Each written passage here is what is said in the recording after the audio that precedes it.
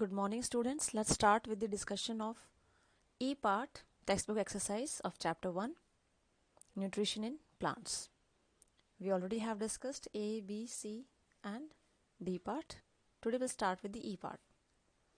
So the first question here is, why would life not be possible on the earth in the absence of photosynthesis?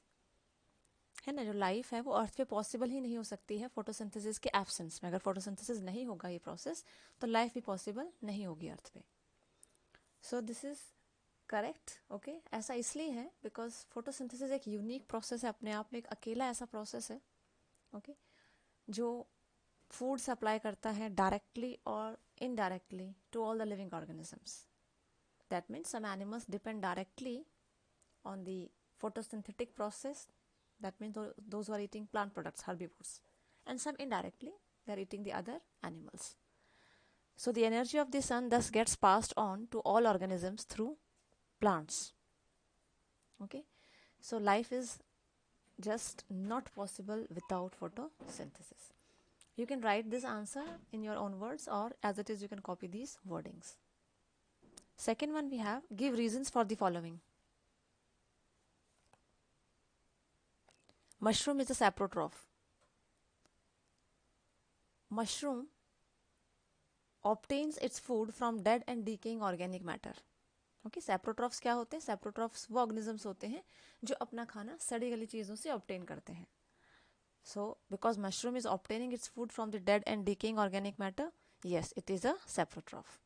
We can give this reason. B part, sun is the ultimate source of energy for all living organisms. See, all the organisms, they get their source of energy from the food which we eat. Yes, we all living organisms, हमें energy कहाँ से मिलती है? हमें उस खाने से मिलती है एनर्जी जो हम खाते हैं. और वो खाना हमारे पास कहाँ से आता है एक्चुअली? वो खाना डायरेक्टली और इनडायरेक्टली हर एक जो ऑर्गेनिज्म है वो प्लांट से ही लेता है. और प्लांट्स जो हैं वो खाना कहाँ से बनाते हैं? उनके पास एनर्जी कहाँ से आती है? So plants are using the energy of sun for the process of photosynthesis.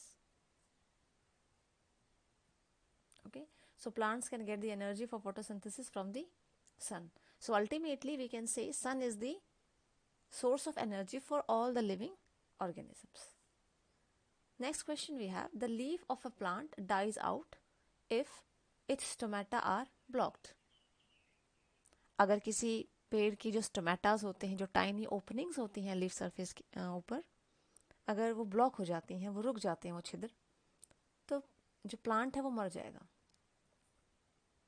This is truly said, क्योंकि स्टोमेटा का फंक्शन क्या होता है? बेसिकली स्टोमेटा जो है वो गैसेस एक्सचेंज में मदद करता है ना. गैसेस का एक्सचेंज जो होता है, releasing of carbon dioxide, okay, और रिलीजिंग ऑफ ऑक्सीजन, और entry of carbon dioxide into the plant और oxygen into the plant, that takes place through this stomata.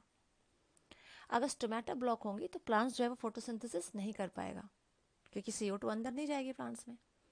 वो रेस्पिरेशन भी नहीं कर पाएगा, ठीक है, क्योंकि ऑक्सीजन अंदर नहीं जा पाएगी. तो ये दोनों ही प्रोसेस नहीं हो पाएंगे, और दोनों प्रोसेस बहुत इंपॉर्टेंट है.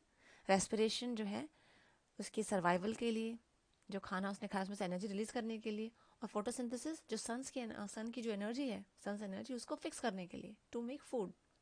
सो दोनों ही प्रोसेस नहीं हो पाएंगे, then automatically the plant will die out. Next question we have here, leaf is known as the food factory of the plant.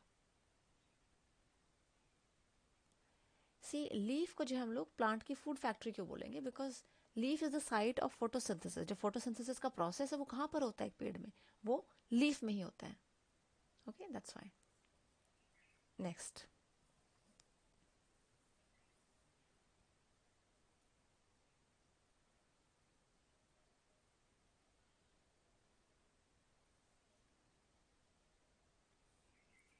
next question we have here, lichen is a living partnership between a fungus and an alga, and this partnership is beneficial to both. yes, so lichens में यहाँ पे दो organisms हैं, एक fungus है, दूसरा algae है, और दोनों ही जो हैं एक साथ रहते हैं सिम्बायोटिक रिलेशनशिप में. सिम्बायोटिक का मतलब क्या है? दोनों एक दूसरे के लिए बेनिफिशियल है. कैसे बेनिफिशियल है? फंगस जो है it absorbs water and provides shelter to the alga, और एल्गा क्या करता है? Alga prepares food by the process of photo photosynthesis. So ऐसे दोनों एक दूसरे की मदद करते हैं. They both are helpful to each other. Now question number 3 we have, why do some plants feed on insects? And how does a pitcher plant catch insects? So plants जो हैं, कुछ प्लांट्स होते हैं जो इंसेक्ट्स खाते हैं, कीड़े मकोड़े खाते हैं. तो ऐसे क्यों करते हैं वो? सो उनका मेन रीज़न ये है, see some plants feed on insects for their nitrogen requirements. Nitrogen की ज़रूरत पूरा करने के लिए इंसेक्ट्स खाते हैं वो. क्यों? Why do they need nitrogen? Because usually they grow in nitrogen deficient soil और नाइट्रोजन लैकिंग सॉइल. वो ऐसी मिट्टी में ग्रो करते हैं जहाँ पे नाइट्रोजन की कमी होती है. तो फोटोसिंथेसिस तो वो करते हैं, but to get nitrogen they feed on insects. Next part है इसका, how does a pitcher plant catch insects? So pitcher plant जो है, इसका नाम जो है, the name itself shows pitcher. pitcher मतलब एक बड़ा सा जार होता है with a lid. Okay. So जो इस प्लांट की जो लीफ होती है, pitcher plant की जो लीफ है, वो एक pitcher का मतलब यहाँ पे कंटेनर है, एक जार है बड़ा सा लिड के साथ. It gets modified. वो इस तरीके से फॉर्म होती है कि वो एक जार है बड़ा सा जिसके ऊपर एक लिड है, ऐसी उसकी पत्ती होती है, लीफ होती है. ठीक है. और जो लिड होती है वो it can open and close the mouth of the picture. जो जार जैसा स्ट्रक्चर है उस लीफ का, ठीक है, वो ओपन और क्लोज हो सकता है. फाइन. नाउ लिड की मदद से. इसके अलावा जो पिक्चर है, जो पूरा जार है, अंदर से उसमें छोटे छोटे नीचे की और पॉइंट किए हुए छोटे छोटे हेयर्स होते हैं, आउटग्रोथ होती है बाल जैसी सॉफ्ट. ओके. तो जैसे ही कोई इंसेक्ट एंटर करता है या उस लिड पे बैठता है, ओके, जैसे लिड ओपन होगी वो उसमें गिरेगा, गिरते ही जो है वो उन हेयर्स में ट्रैप हो जाएगा, उन बालों में फंस जाता है वो. ठीक है. और वापस से उन हेयर्स में से निकल के बाहर क्लाइम करके वापस नहीं जा सकता. अल्टीमेटली वो नीचे ही गिर जाता है, बिल्कुल बॉटम ऑफ द लीफ में. और वहाँ पे क्या होता है, प्लांट्स जो है वो कुछ अपने केमिकल्स, डाइजेस्टिव जूसेस जो है वो रिलीज करते हैं, प्रोड्यूस करते हैं, and the insect gets digested there.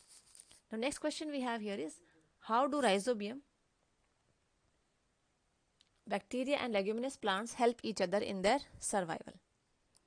So here एक बैक्टीरिया राइजोबियम और दूसरे हैं लेग्यूमिनस प्लांट्स. ठीक है.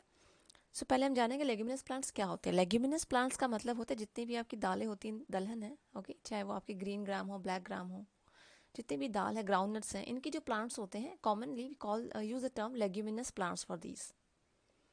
इन प्लांट्स में क्या खासियत होती है, इनके जो रूट्स होते हैं, ओके, उन रूट्स में राउंडेड स्फेरिकल स्ट्रक्चर्स होते हैं, बल्ज स्ट्रक्चर्स, ओके, जिनको रूट नोड्यूल्स बोलते हैं.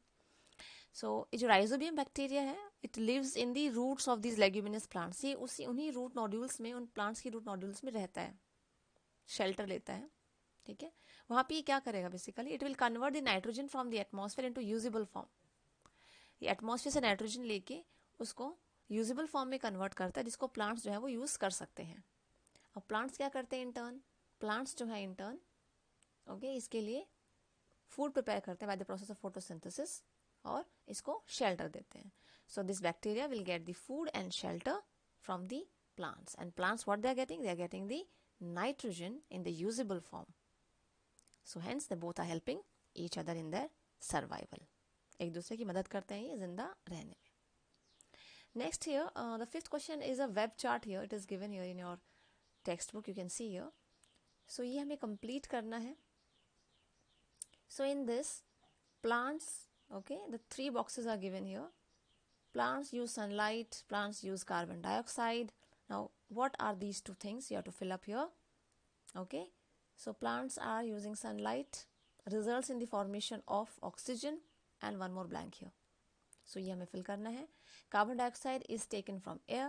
Now this dash is absorbed by the roots. So what is absorbed by the roots? Water. So you have to fill water here. What about this one? See, sunlight, carbon dioxide, water, and one more thing is chlorophyll, the green pigment. Okay. Now where it is present? See, carbon dioxide is from air, water from roots, and this chlorophyll is present in the leaves. So you will write here leaves. Okay. So here water, chlorophyll, leaves, and here results in the formation of. So this is all about the process of photosynthesis. उसके क्या raw materials हैं 4, और वो कहाँ से लिए गए हैं. ठीक है. Carbon dioxide from air, water from roots, chlorophyll from the present in the leaves, sunlight. Now this results in the formation of, एक दिया हुआ यहाँ पे oxygen और दूसरा blank है. सो ऑक्सीजन के अलावा क्या फॉर्म होता है यहाँ पे मेन? फूड. ओके, और you can write down here carbohydrate और glucose. So complete this E part in your notebook and also learn these question answers. I hope it is clear to you all. See you in the next video with the value based questions. Till then, be safe. Bye.